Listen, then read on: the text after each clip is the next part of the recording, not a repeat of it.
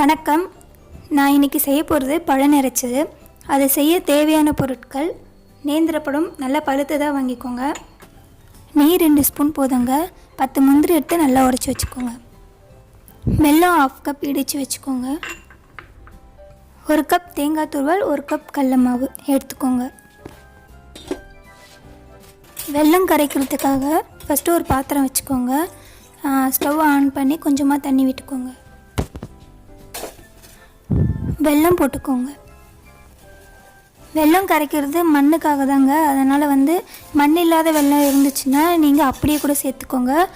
அதனால தான் வெல்லம் கரைக்கிறது. இது கரைச்சி நல்லா கரைஞ்சோடனே எடுத்து வச்சுருங்க. ரொம்ப பாக ஆக்கிட வேண்டாம். வெல்லம் கரைஞ்சிடுச்சுங்க, அதனால் நான் அதை எடுத்து வச்சிடுறேன். இப்போ ஒரு பாத்திரம் வச்சுக்கோங்க. இப்போ 2 ஸ்பூன் நெய் விடுங்க.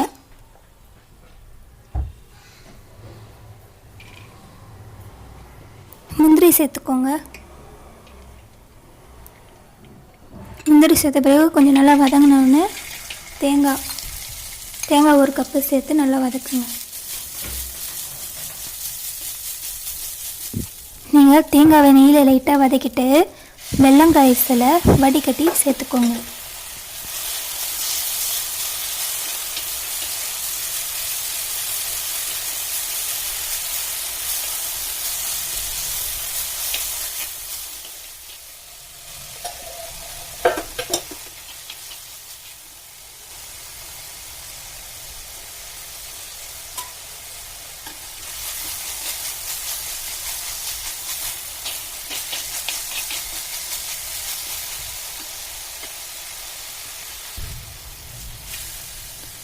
இப்போ இது ஒரு வேறு பாத்திரத்துக்கு மாற்றிக்கோங்க.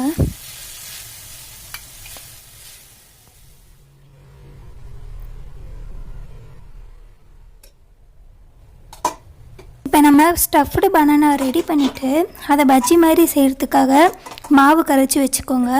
மாவு கரைக்கிறதுக்கு கொஞ்சம் மாவு ஸ்வீட்டாக இருக்கணும். அதுக்காக வெல்லம் கரைசல் நான் கொஞ்சம் எடுத்து வச்சுருந்தேன். அதுவும் போட்டுக்கலாம், இல்லை நீங்கள் சர்க்கரை ஸ்வீட் போட்டுக்கிறதா போட்டுக்கலாம். இப்போ நான் கடல மாவு சேர்த்துக்கிறேங்க. அது கூட நீங்கள் கடல மாவு கூட நீங்கள் ஏதாவது அரிசி மாவு அந்த கிறிஸ்பியாக இருக்கிறதுக்காக அதெல்லாம் சேர்த்துக்கலாம். கடல மாவு மட்டும் தாங்க சேர்க்குறேன். இது பஜ்ஜி எப்படி இருக்குமோ அப்படி தான் இருக்கும். ரொம்ப கிறிஸ்பியெல்லாம் இருக்காது.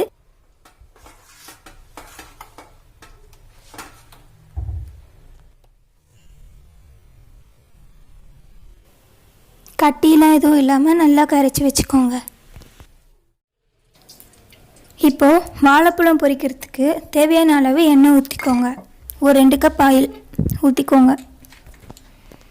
ஒரு ஸ்பூன் நெய் போதும்.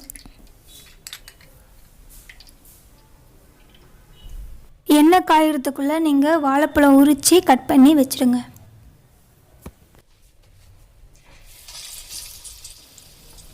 எண்ணெய் காஞ்ச பிறகு எல்லா வாழைப்பழமும் போட்டு நல்லா பொரித்து எடுத்துக்கோங்க. நீங்கள் இந்த மாதிரி டீப் ஃப்ரையும் பண்ணிக்கலாம். அப்படி எண்ணெய் அதிகமாக வேணும்னா ஷாலோ ஃப்ரை பண்ணிக்கோங்க. ஒரு தவாவில் கொஞ்சமாக எண்ணெய் ஊற்றி எவ்வளோ எண்ணெய் வேணுமோ அந்த ஸ்பூன் அளவுக்கு எண்ணெய் ஊற்றி ஷாலோ ஃப்ரை மாதிரி பண்ணிக்கோங்க.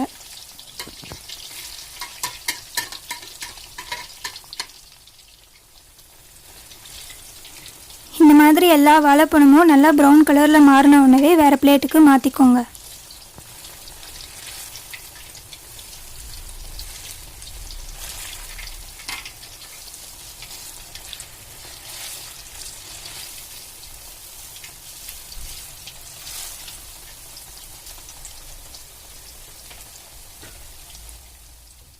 எல்லா வாழைப்பழமும் நல்லா ஃப்ரை ஆகிடுச்சு. இப்போ வேறு பிளேட்டுக்கு எடுத்து வச்சுக்கோங்க.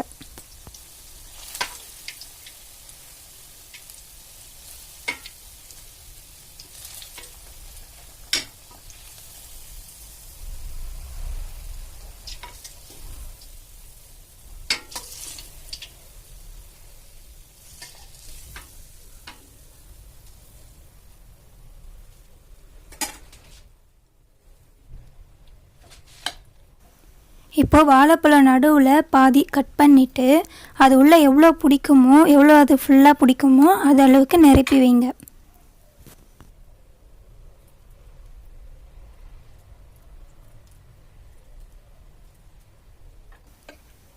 இந்த மாதிரியே ஒவ்வொன்றா கட் பண்ணி ஃபுல்லாக நிரப்பி வச்சுருங்க. இவ்வளோ தான் வாழைப்பழம் நிரப்புன்றது இவ்வளோதாங்க. இப்படியே கூட நீங்கள் சாப்பிட்லாம். சும்மா எக்ஸ்ட்ரா நம்ம அது மேலே பஜ்ஜி மாதிரி செய்யணுன்னா நம்ம இதுக்கப்புறமா மாவில் நினச்சி டீப் ஃப்ரை இல்லைன்னா ஷாலோ ஃப்ரை பண்ணிக்கலாம்.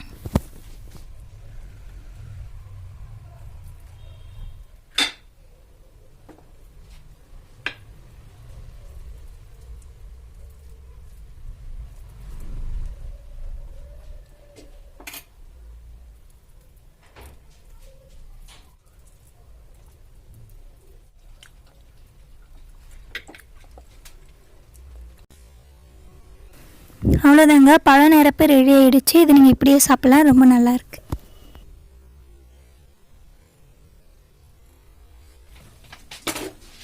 இப்போ பஜ்ஜிக்கு ஒரு கடாய் ஃபஸ்ட்டு வச்சுக்கோங்க. அப்புறம் தேவையான அளவு எண்ணெய் ஊற்றிக்கோங்க.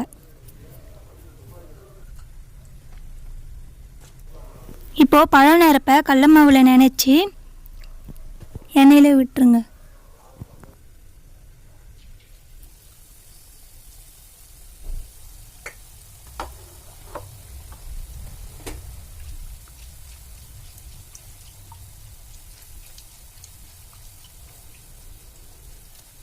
இப்போது பழ நிரப்புன்ட்டு நிறைய பேருக்கு தெரியுங்க, எல்லாருக்குமே உங்களுக்கு தெரியும். அது வந்து கேரளா கடையிலலாம் போனால் அது கண்டிப்பாக கிடைக்கும். இப்போது பழ நிரப்பு பஜ்ஜி சரி நம்மளே செஞ்சு பார்க்கலான்னு சொல்லி செஞ்சுருக்கேன். அது ரொம்ப நல்லா தான் இருந்துச்சு. அதுவும் நீங்களும் செஞ்சு பார்த்துட்டு எப்படி இருந்ததுன்னு சொல்லுங்கள். நாங்கள் பழ நிரப்பு பஜ்ஜியும் ரெடி ஆகிடுச்சு.